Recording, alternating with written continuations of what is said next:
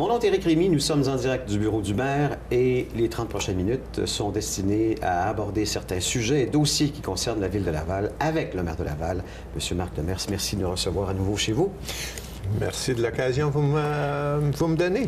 On va partir avec des questions peut-être un petit peu plus épineuses et au fur et à mesure, on va aller vers d'autres questions. Okay? D'abord, cette semaine, il y a le maire, pas le maire, mais plutôt Mme Isabelle Piché, qui a été nommée à un poste de responsable administrative au bureau des élus du mouvement lavallois, donc votre parti, et elle est la conjointe de M. Decotis, qui fait partie, d'ailleurs, qui est vice-président du comité exécutif et conseiller municipal à la ville de Laval. Vous n'avez pas répondu à ça, mais comment défendez-vous cette nomination-là? Mais premièrement, c'est un poste qui n'a aucune sécurité d'emploi. Tant et aussi longtemps que nous serons élus, la personne garde son poste. Alors, il y a un caractère politique à ce poste-là. Deuxièmement, c'est un poste où la personne coordonne les actions de tous les élus du mouvement lavallois et les projets. Donc, ça prend un climat de confiance. Et j'ai toujours dit que je ne favoriserai pas quelqu'un que je connais pour obtenir un poste, mais il n'est pas question que je défavorise quelqu'un qui a compétence pour occuper un poste parce que je les connais. Alors, la personne n'a pas été engagée par M. Decotis, elle est engagée par moi sous recommandation de M. Frédéric Maillet, qui est celui qui dirige ce bureau-là. Et pourquoi c'était elle, la personne choisie? Parce qu'elle, elle avait les compétences, et deux, c'est elle qui a appliqué pour ce poste-là, et les autres personnes qui auraient pu être considérées n'avaient pas la formation. Je peux même vous confier, c'est qu'à un moment donné, Mme Piché avait appliqué à Ville de Laval et la stratégie qui avait été utilisée, c'est-à-dire on ne mentionnera pas qu'elle est la conjointe de M. David Decotis. Finalement, elle était rendue à un processus de sélection pour être adjointe administrative d'un cadre supérieur. Puis là, on a dit non, écoute, on va arrêter ça, là. Elle a beau avoir la compétence, mais on ne veut pas qu'elle obtienne un poste. Il y a l'apparence de conflit d'intérêt à ce moment-là. Effectivement, parce que c'est un poste avec une sécurité d'emploi, c'est un poste de fonctionnaire, et elle aurait travaillé à la direction générale, et nous étant les élus, c'était malsain. Alors, on a arrêté ça. Par contre, à l'autre endroit, elle avait les compétences et ce n'est pas M. Decotis qui l'a engagé, c'est moi. Donc, ce n'est pas une nomination partisane? Non. C'est loin d'être partisan et comme je dis, je ne favoriserai pas quelqu'un que je connais à un poste, surtout de fonctionnaire, mais il n'y a pas non plus question que j'exclue les gens compétents parce que je les connais. OK. Prochaine question. Votre procès en inéligibilité a été remis à nouveau en marche.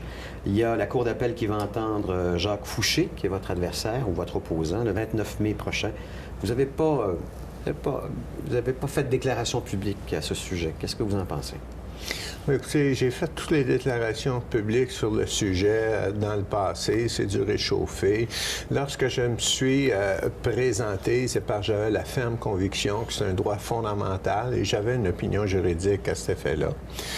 Lors de l'élection, mes adversaires ont repris le sujet de long en large. Il y a 44 de la population qui m'a élu, sachant très bien la position et qu'ils ont cru, malgré qu'il y avait 9 candidats à la mairie, 44 qui ont dit « c'est M. Demers qui doit être la personne désignée au poste de maire ». Par la suite, la Cour s'est prononcée dans un jugement très, très clair, à l'effet que c'est un droit fondamental et j'avais le droit de... Qu'est-ce que vous voulez que j'ajoute de plus? OK. Il y a la coalition syndicale qui s'engage dans une cascade de contestations juridiques. Et là, on parle entre autres de partenaires tels que la SCFP et l'Association des pompiers membres du RAPQ, qui est le regroupement des associations de pompiers du Québec. On parle de Montréal, Longueuil, Québec, Laval et Gatineau. Tout ça par rapport à la loi 3. Comment voyez-vous cette démarche? Écoutez, c'est leur droit fondamental. C'est leur droit fondamental et selon nos règles, s'ils ont un litige, c'est de s'adresser aux cours pour le trancher. Et bon, ils l'avaient annoncé. de toute façon. Et ils ont certains arguments qui ne sont pas dénudés de sens. C'est sûr que ça nous complique l'administration municipale, ça nous complique la vie. Et l'application de la loi 3 peut se résumer à être très, très complexe. Et la suite des décisions ne seront pas évidentes pour nous à prendre à ce sujet-là. Tu ne veux pas créer d'injustice, surtout en ce qui a trait à des employés qui sont retraités, qui reçoivent leurs prestations. On aura des décisions à prendre, son maintien, pas l'indexation. Et bon, c'est un dossier qui est pas facile. On avait présenté un mémoire en commission parlementaire. Certains des arguments ont été retenus, d'autres non. La problématique, c'est une loi qui s'applique à l'ensemble de la province, alors que les besoins et les régimes de retraite de chaque groupe d'employés sont bien différents et c'est pas toujours facile de trouver l'application dans chacun des cas. Bon, revenons sur la position de Laval. Quel est le manque à gagner dans le cadre de la loi 3?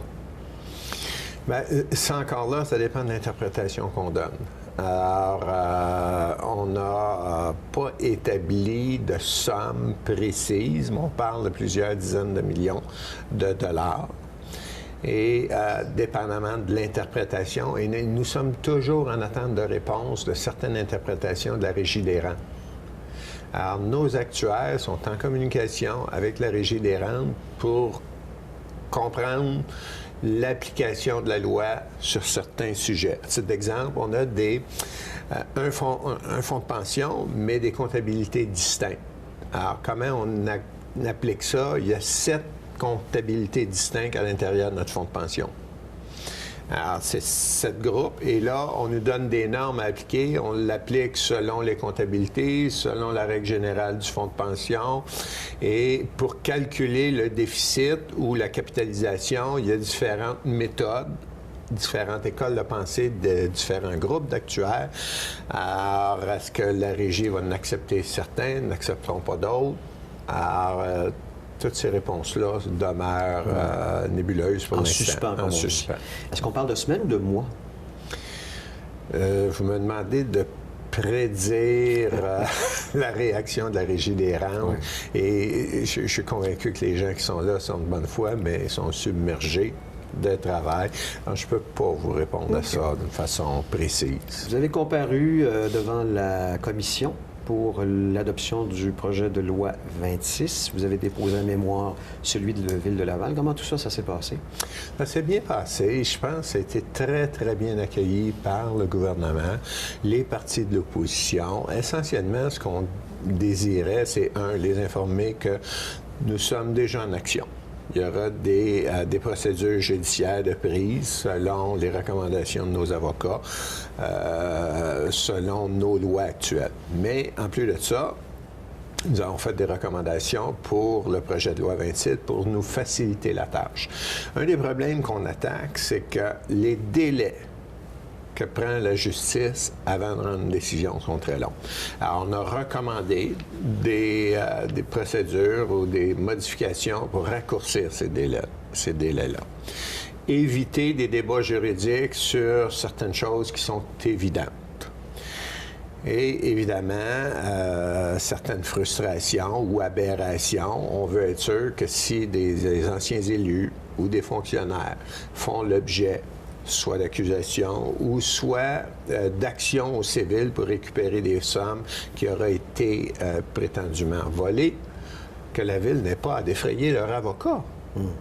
Alors, il serait un non-sens que la Ville défraie les avocats de part et d'autre. Deuxièmement, s'il y a des employés qui bénéficient de pensions généreuses et qui sont reconnus coupables d'avoir volé la Ville, bien, qu'on puisse récupérer à même ces pensions-là. Parce que là, il y a ceci de particulier. Non seulement l'élu ou l'employé a été accusé d'avoir commis un crime. Reconnu coupable, quelquefois. Reconnu coupable.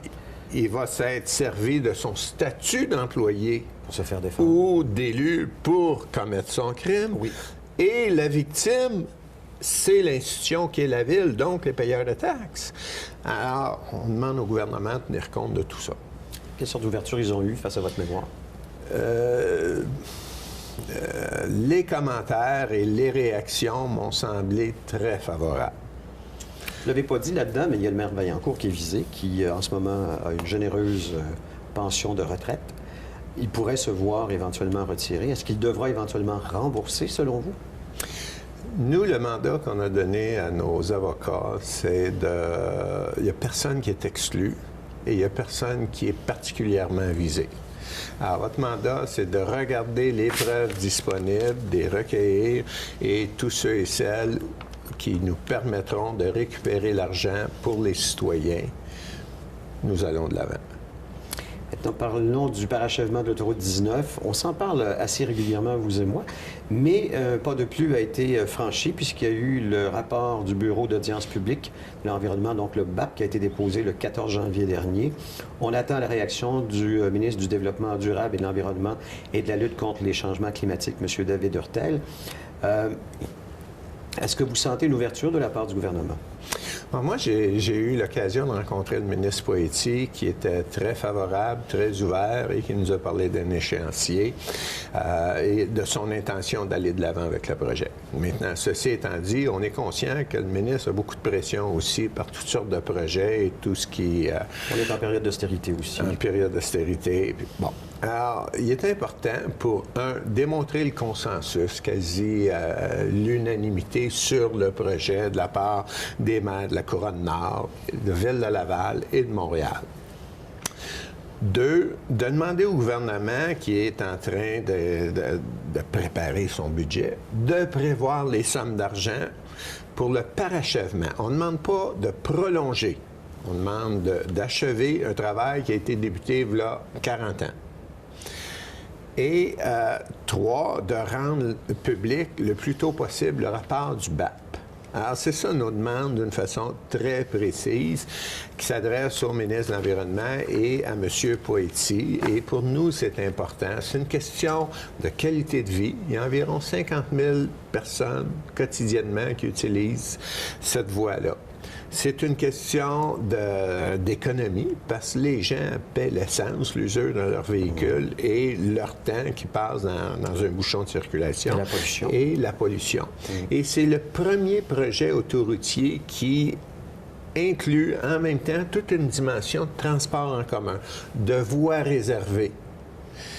Et évidemment de pistes cyclables. Alors, on pense que c'est la voie de l'avenir, c'est l'économie. Et si on est capable d'offrir une meilleure qualité de service au niveau du transport en commun, une meilleure offre de service, plus de gens vont prendre le transport en commun. Et là, les gens qui le prennent sont gagnants et les gens qui utilisent l'automobile seront gagnants. Alors, ce qu'on veut, c'est d'offrir un plus grand choix et de combattre des problèmes de société. Il y a une pétition qui a quand même récolté 3200 signatures du Conseil régional de l'environnement de Montréal, le CRE Montréal, qui s'oppose justement au parachèvement de l'autoroute 19. Il y a entre autres des gens qui disent que dépenser 600 millions pour 8 km d'autoroute en période d'austérité, c'est pas nécessairement la meilleure des idées. Et on suggère entre autres d'investir ces sommes-là plutôt dans la construction de voies réservées et d'acquisition d'autobus pour faire justement la navette. Alors, je pense qu'ils n'ont pas compris notre projet. Notre projet inclut des voies réservées, il inclut les autobus, un stationnement alternatif. Alors, ça inclut déjà tout ça. Les terrains nécessaires pour compléter sont déjà propriété du gouvernement. Et si on attend quelques années, ça va coûter plus cher. Alors, et 50 000 voitures dans un bouchon de circulation, c'est une base quotidienne, ça en fait de la pollution. Ça provoque du smog, des îlots de chaleur, et il faut combattre ça, il faut mettre un terme à ça. Et je vous dirais que les maires qui étaient présents, en plus que Montréal était représenté, mais on exclut au niveau des chiffres Montréal, Laval, Couronne-Nord. Ces maires-là représentaient une population de plus d'1 million de personnes. Et si on demandait d'allonger la 19, j'accorderais un poids différent à cette pétition-là. Mais tout ce qu'on demande, c'est de compléter un travail débuté et dans l'esprit qu'eux aussi le demandent, avec des voies réservées et le transport en commun approprié. Continuons à parler de l'utilisation de l'automobile. Vous savez que l'utilisation de l'automobile a augmenté plus rapidement que celle du transport en commun dans la grande région métropolitaine ces dernières années. Entre autres, les déplacements en auto sont en hausse de 15 comparativement à une hausse de 10 pour les transports en commun. Et là, on parle quand même d'une récente enquête qui a été faite par l'Agence métropolitaine de transport, qui a été réalisée à l'automne 2013. La bonne nouvelle, et ça vous concerne à ce moment-là, c'est qu'il y a une augmentation de 28 de l'utilisation des transports en commun à Laval. D'un côté, on voit que les gens sont réfractaires à l'utilisation des transports en commun, puis en même temps, du côté de la Couronne-Nord, on voit effectivement que les gens y adhèrent. Quelle est la différence entre les deux? Qu'est-ce qu'on fait à Laval qu'on ne fait pas ailleurs? Bien, écoutez, je pense que si on offre un bon service, les gens, une bonne partie des gens vont y adhérer. Si c'est plus facile, plus commode de prendre le transport en commun, bien, habituellement, c'est un succès. Et je vous dirais, si on regarde les scénarios pour le métro, bon, on a dépassé le scénario le plus optimiste. Les trains de banlieue, c'était la même chose. Alors, il s'agit de concevoir, en tant que gestionnaire public, un service qui sera alléchant pour les gens et nous en ferons un succès parce qu'il y a une volonté. Il y a une volonté et il y a un besoin d'utiliser le transport en commun. Mais évidemment, ce n'est pas le remède de tous les maux. Il faut que l'automobile ait sa place. Mais si on est capable d'atteindre un équilibre qui permettra à tout le monde de circuler d'une façon rapide et de baisser la pollution, nous serons tous gagnants. Parce qu'on sent, effectivement, puis cet hiver, on le voit, là, que c'est dramatique, là. L'achalandage sur les autoroutes n'a jamais été aussi grand. Donc, on sent qu'il y a une problématique qui doit être absolument réglée rapidement même. Mais si je reviens à la 19, 60 des gens qui utilisent la 19 arrêtent à Laval.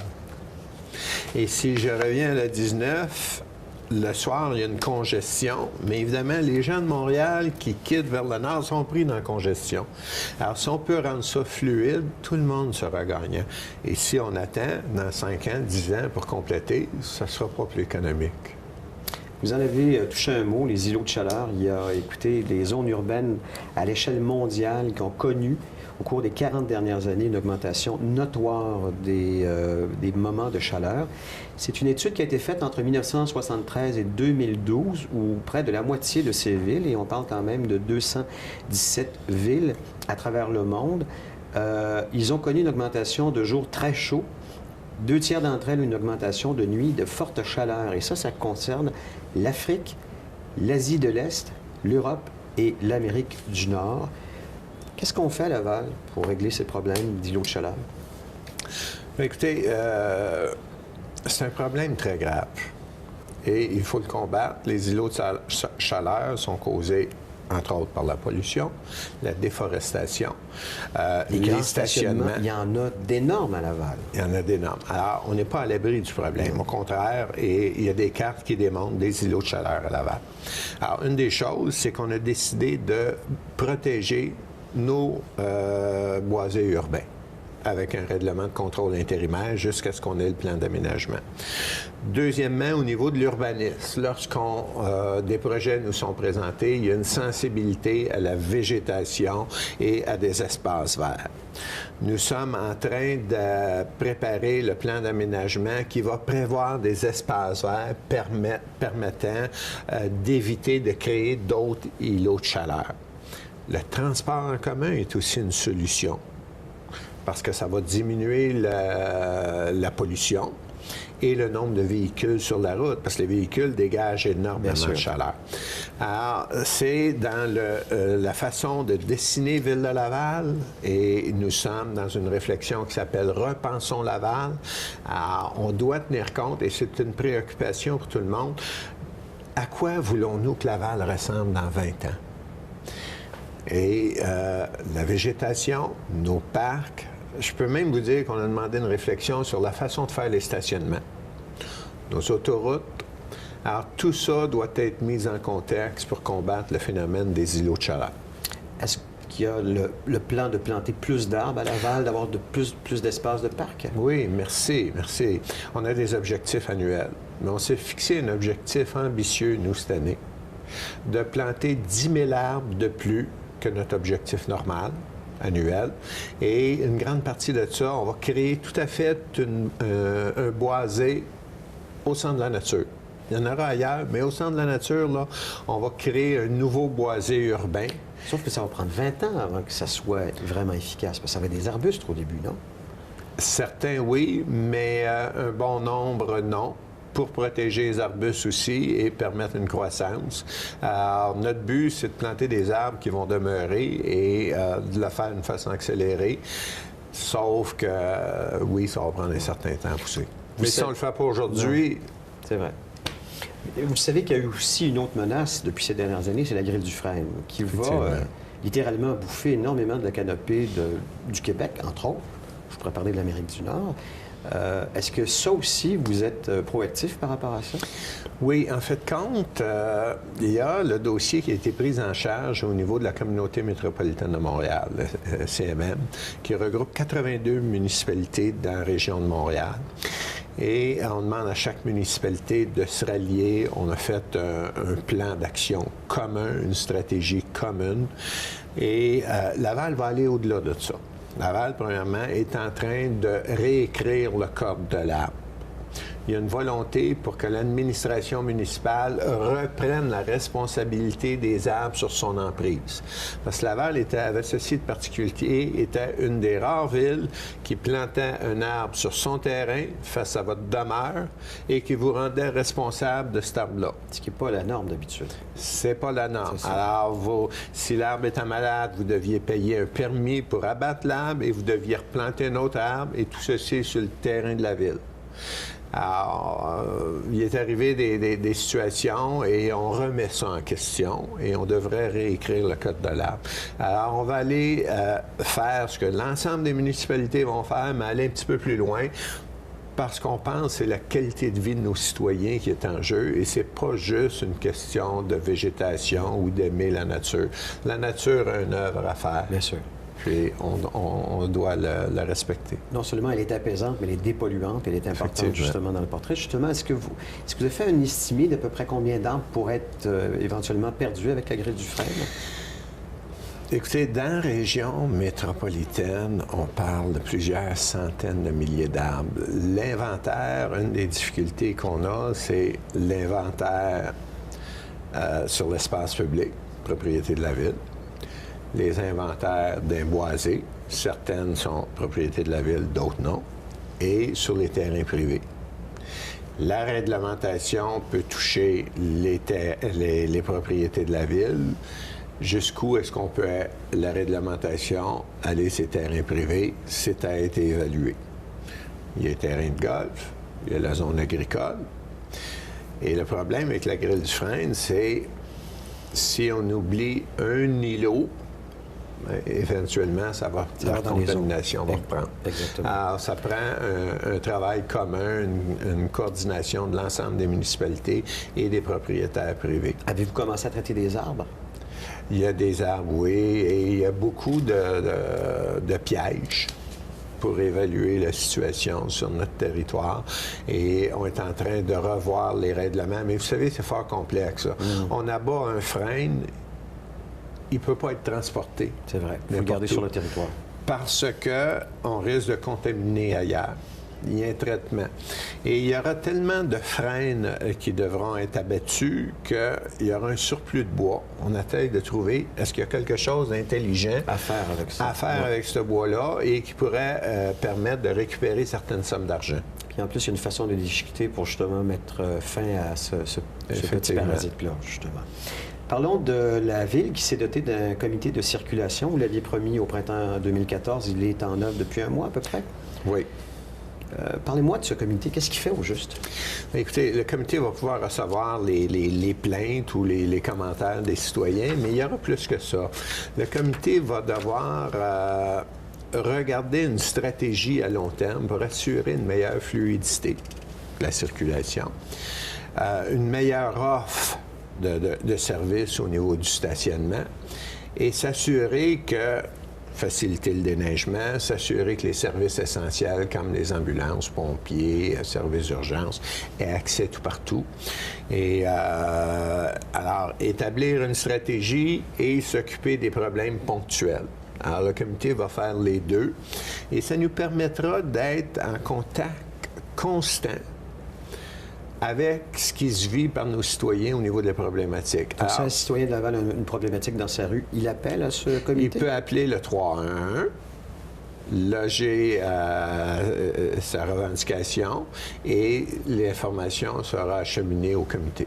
Et il y a quelqu'un qui va s'occuper de ce dossier-là? Effectivement. On va rester écoutez, dans les rues. Vous l'avez probablement vu à travers le monde, il y a une augmentation du prix du sel de déglaçage.